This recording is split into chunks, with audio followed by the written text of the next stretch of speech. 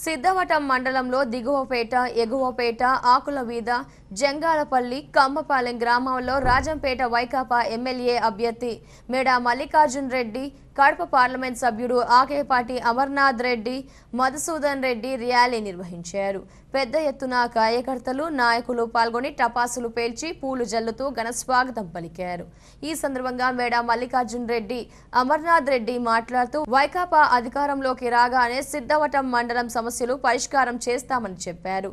Check post ఉండడం వల్ల రాత్రి వేళల్లో ప్రజలు ఇబ్బందులు పడుతున్నారని, సమస్య పరిష్కారానికి కృషి చేస్తానని హామీ ఇచ్చారు. ఫ్యాన్ గుర్తుకి ఓటు వేసి గెలిపించాలని కోరారు. వచ్చిన తర్వాత తప్పకుండా ఆర్టీసీ విలీనం చేస్తానని చెప్పి ప్రభుత్వం చెప్పున్నాడు.